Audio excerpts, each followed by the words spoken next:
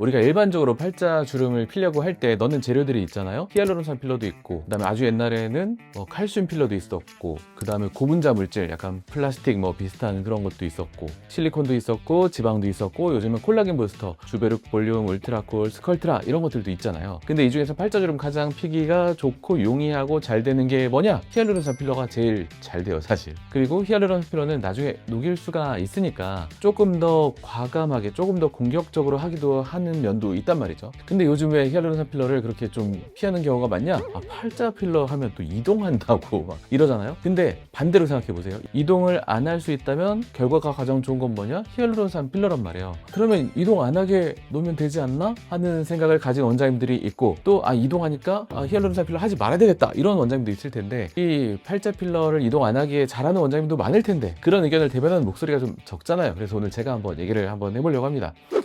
저희 병원은 팔자 필러 정말 많이 하는데 이동은 제가 요즘에 그렇게 겪어보지를 잘 못해요. 자, 왜 그런지 한번 설명해 볼게요. 일반적으로 왜 팔자 필러가 이동한다고 생각하냐면, 옛날에 팔자 필러 이동이 많지는 않았지만 그래도 있었던 이유를 따져보면, 애초에 가장 흔하게 팔자 필러 하는 그 방법 자체가 이동에 좀 취약하게 했다라고 생각을 해요. 여기 보면은 팔자 주름이 이렇게 있다고 하면 필러를 어떻게 넣냐면 구멍 하나 뽕 뚫어가지고 치약 짜듯이 쭉 이렇게 짜고 나왔단 말이에요. 그러면 필러가 제가 그린 모양대로 이렇게 이 부분에 이렇게 있게 되죠. 이거 무슨 문제가 있느냐, 우리가 풍선 공예하는 그 기다란 풍선 같은 거 있잖아요. 근데 한쪽을 이렇게 꽉 누르면 어때요? 공기가 반대쪽으로 이동하면서 짜질 수가 있잖아요. 그래서 공기가 이쪽으로 이동할 수가 있잖아요. 그런 것처럼 커다란 터널을 만들어 놨기 때문에 이 터널 안에서는 필러가 이동이 좀 자유롭죠. 그래서 필러가 아래로 이동을 할 수가 있는 거예요. 그리고 또 아래로만 이동하는 게 아니라 위로도 이동할 수가 있는데, 우리가 웃을 때 히히히 웃으면 바깥쪽으로 필러가 좀 짜지기 때문에 자꾸 이 바깥쪽으로 이동할 수가 있는데, 이 바깥으로 이동하면 손해가 여러 가지가 있어요. 뭐냐면 팔자 필러의 볼륨이 사라졌으니까 또 손해고, 또 팔자 위에 있는 이 살덩어리의 볼륨이 늘어나게 되면은 여기가 높으면 어때요? 아래는 더 깊어 보인단 말이에요. 그리고 위에 볼륨 대비 아래 볼륨이 높아지면 얼굴이 또 처져 보인단 말이죠. 이렇게 좀 불독살 같은 느낌이 있을 수 있기 때문에 위로 이동하면 손해가 진짜 많은 거죠.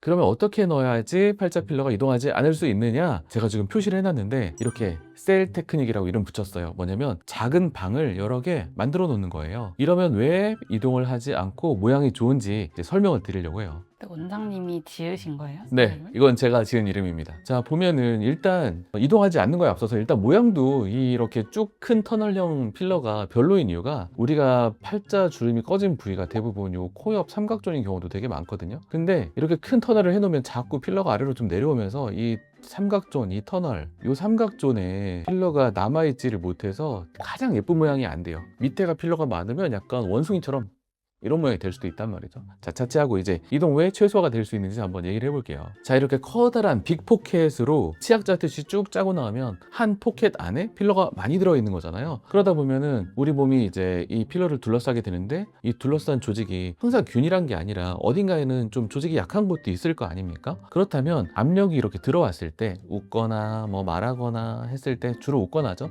이렇게 약한 부분에 필러가 쭉 이렇게 새 나올 수가 있는 거예요. 그러면 이런 모양으로 새 나올 수가 있고, 그리고 만약에 여기 더해서 팔자 주름의 가장 근처까지 아주 예쁘게 최대한 노력해서 이렇게 필러를 했다면, 필러가 짜지면 바로 이동을 해버려가지고 손해가 이만저만이 아닌 거죠. 팔자 주름의 끝까지 필러를 이렇게 넣어놨다면 바깥으로 조금만 이동해도 아까 말씀드린 그 손해 있잖아요. 여기가 통통해지면서 아래가 깊어 보이는 그 현상이 심해질 수가 있는 거죠. 그래서 이렇게 밖으로 이동할 수가 있는 것이고요. 자, 이렇게 셀 테크닉으로 넣어놨다 라고 하면 우리 몸의 조직이 작게 이 필러를 둘러싸게 되고, 압력이 왔을 때 이 들어오는 압력 대비 버텨주는 힘이 훨씬 세다고 할 수 있어요. 이 필러 주머니가 잘 터지지 않고 잘 유지가 되고요. 혹시나 이 작은 필러 주머니가 터진다고 해도 이 터진 주머니가 작기 때문에 멀리 팔자주름 밖으로 이동하기가 되게 어려워요. 그리고 또 하나, 필러와 팔자주름 사이에 공간, 여유 공간을 좀 남겨두는 게 저는 좋다고 생각해요. 그래서 이게 여유 공간이 있어야 멀리 퍼져 나가도 이 공간 안에서 멈추기 때문에 오히려 도움이 되면 됐지, 팔자주름 바깥으로 나가서 이중 손해가 생기지 않는다는 거예요.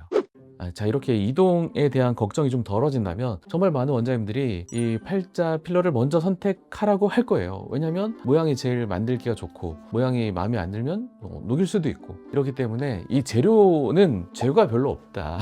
다른 재료로는 팔자주름이 잘 펴지냐? 그게 좀 되게 어려운 자리라고 생각하기 때문에, 어려운 데가 몇 군데 있거든요. 눈밑, 팔자, 역광대, 이런 데는 다른 재료로 하려고 노력은 하지만 잘 되지 않기 때문에 과연 다른 재료들이 첫 번째 선택이 될 수가 있느냐? 이게 첫 번째 선택하기는 좀 쉽지 않다고 생각을 하고, 만약에 정말 필러를 해서 이동을 했다 그러면 그때 녹이고 다른 재료로 가는 게 저는 맞지 않은가 싶어요. 왜냐면 다른 재료는 어차피 그렇게 막 마음에 들게 잘 되지는 않거든요.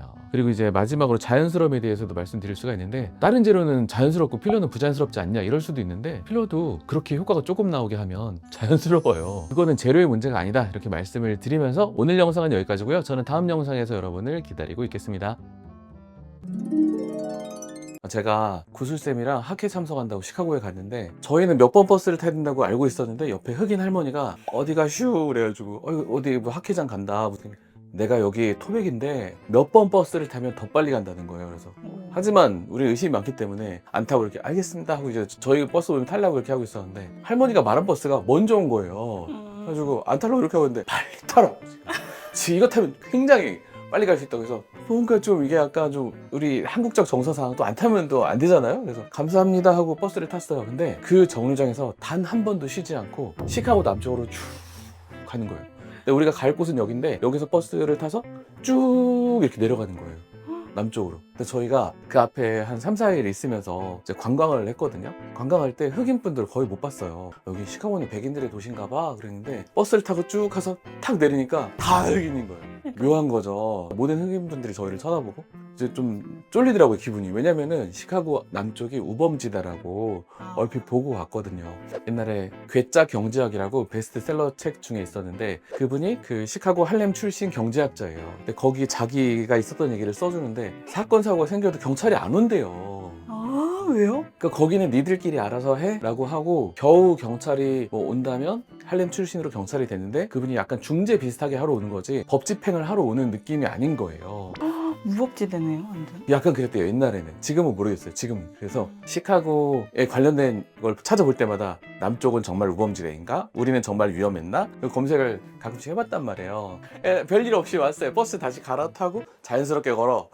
자연스럽게 걸은 다음. 안 돼. 그렇죠. 튀지 말고 자연스럽게 걸어 한 다음에 이제 버스 타고 다시 돌아왔는데, 최근에 환자분 중에 시카고에서 오신 분이 있는 거예요. 또 물어봤죠. 우리 죽을 뻔한가요? 우리 위험했나요? 했더니 그렇죠? 하면서 본인도 시카고에 계시면서 강도도 당한 적이 있대요. 강도도 당했고 뭐 도둑도 당했고, 그래서 위험하신 거 맞다고. 위험했구나. 옛날에도 또 시카고에서 오신 백인분이 있었는데 환한 거냐고 물어보긴 했는데, 그때도 위험한 거 맞다고 하긴 했는데.